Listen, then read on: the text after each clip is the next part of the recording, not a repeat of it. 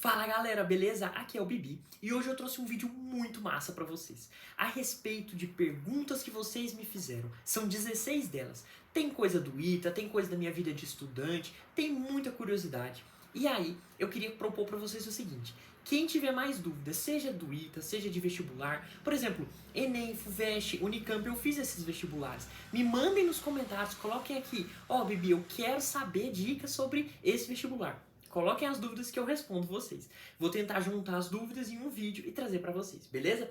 Antes de perder muito tempo aqui, bora pras perguntas. Primeira pergunta que me fizeram é a seguinte: como você fez pra entrar no ITA? Galera, resumo pra vocês. Eu vim de Goiânia, nasci em Goiânia, fiz ensino fundamental lá e ouvi falar a respeito do ITA. Minha irmã veio estudar no ITA, ela fez mestrado e ela me contou a respeito do ITA e eu achei muito top. E aí eu pensei o seguinte: eu gosto de matemática, eu queria fazer engenharia, então eu pensei o seguinte: vou pra lá.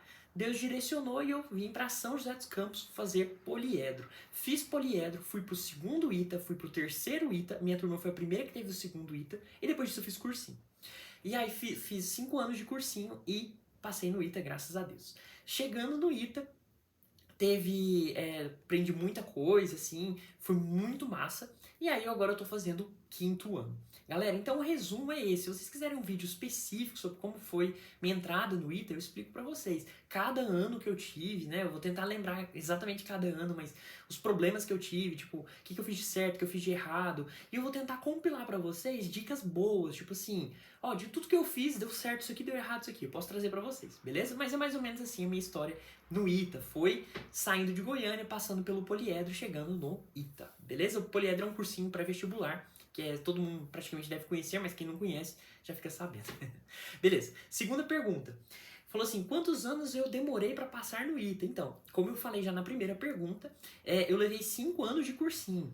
Então eu fiz cursinho com a galera, então tinha gente lá que tinha entrado, era bem novinho no cursinho, tinha gente mais velha. Quando eu entrei era bem novo no cursinho.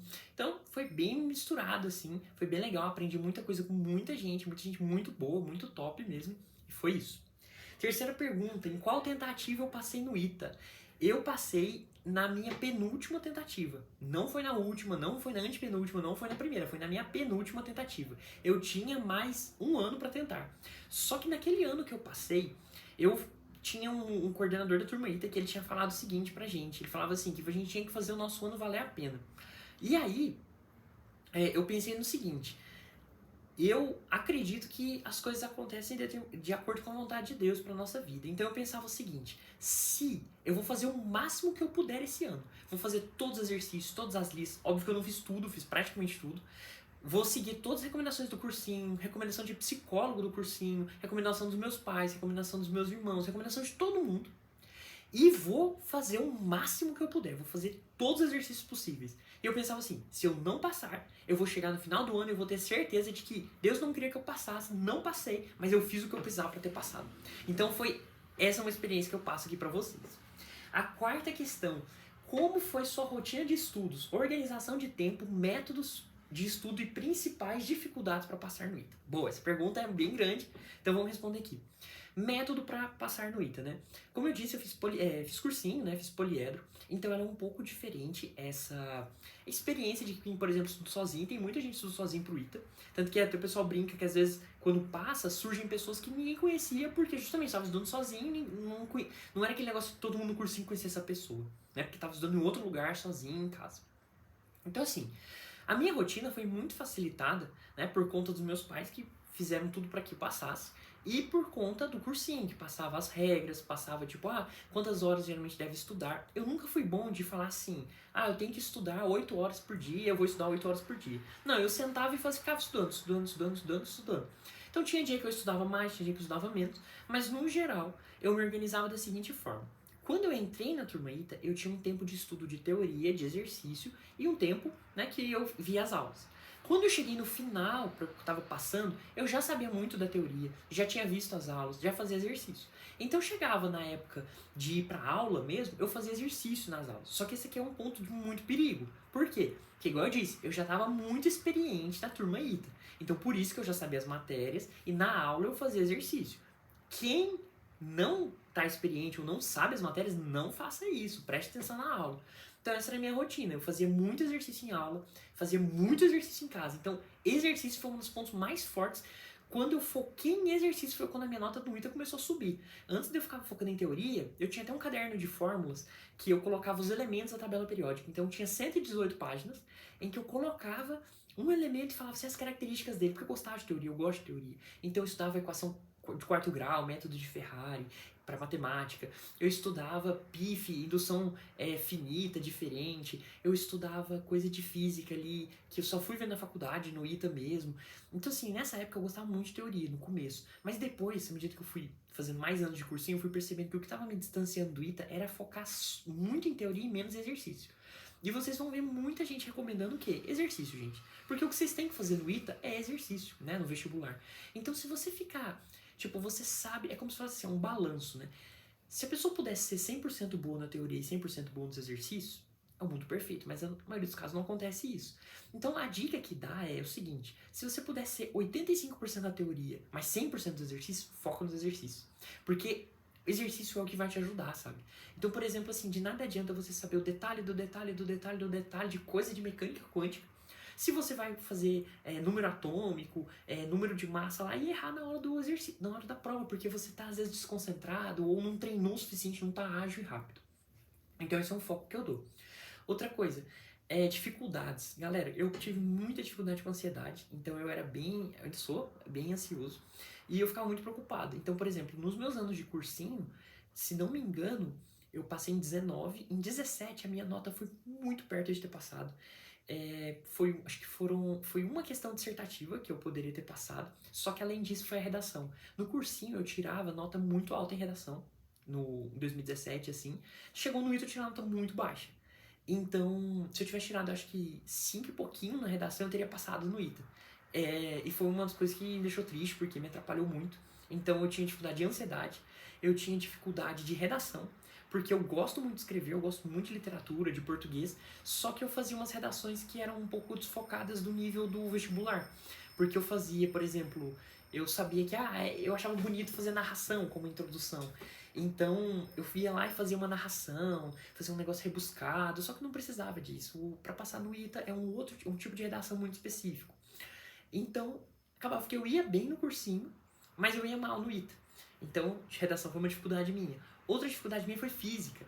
Então, eu lembro que eu era muito forte em matemática, química e português, inglês também, que era eliminatório, mas física eu tinha umas matérias ali que eu ficava com dificuldade. Então, por exemplo, elétrica era uma matéria que eu tinha dificuldade.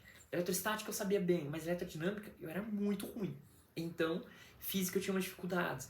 Dinâmica eu achava um pouco difícil. Ótica eu era um desastre em ótica.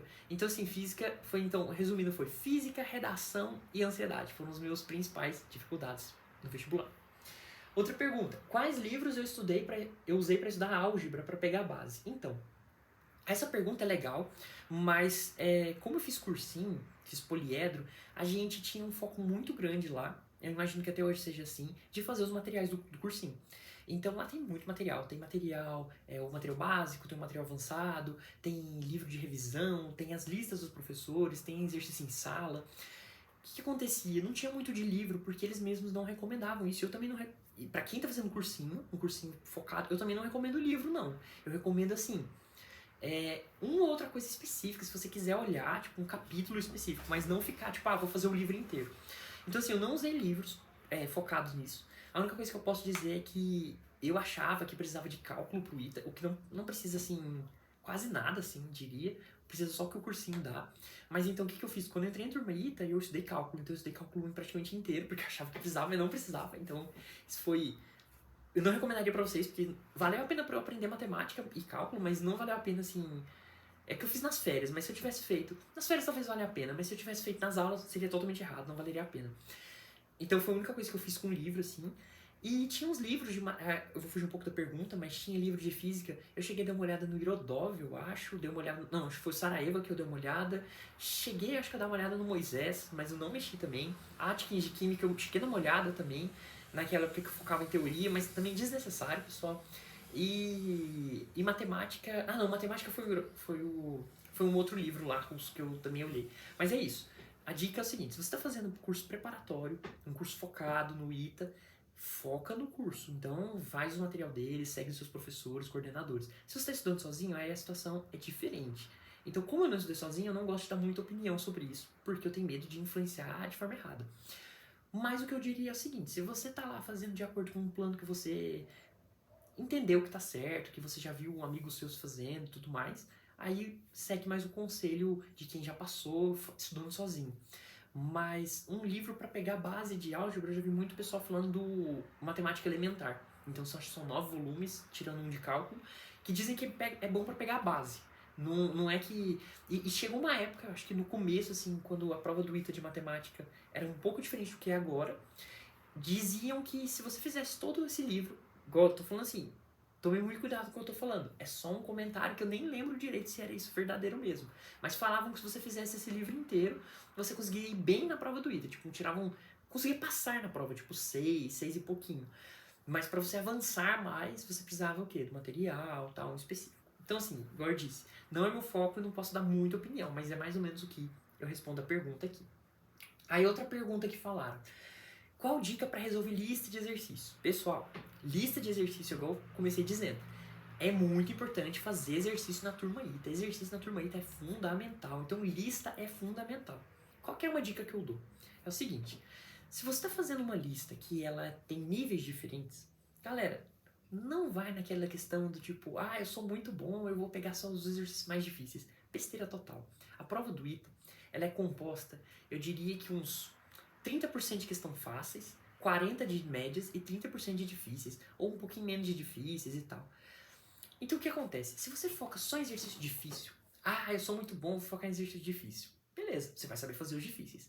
Mas talvez na hora de fazer os fáceis na prova, quando estiver valendo, quando você estiver nervoso, ansioso, talvez você erre a questão. E aí errou questão fácil, é muito paia. Porque às vezes uma questão fácil no ITA, por exemplo, matemática, talvez você gastaria 5 minutos fazendo uma questão fácil. Mas uma difícil, às vezes, você por ser bom e ter treinado com questão difícil, você leva uns 10 minutos. Só que adianta errar uma fácil de 5 minutos e acertar uma de difícil de 10, sabe? Então eu recomendo o seguinte para a lista de exercício. Tenta fazer inteira. Agora vamos supor uma lista lá de 100 exercícios que tem 30 fáceis, 40 médios e 30 difíceis. Pega os fáceis, tenta fazer muito rápido. Pega os médios e tenta fazer rápido também. E faz os difíceis. Então não fica muito focado em, vou fazer só os difíceis, ou vou fazer uma lista impossível. Não foca nisso. Foca em tentar fazer tudo.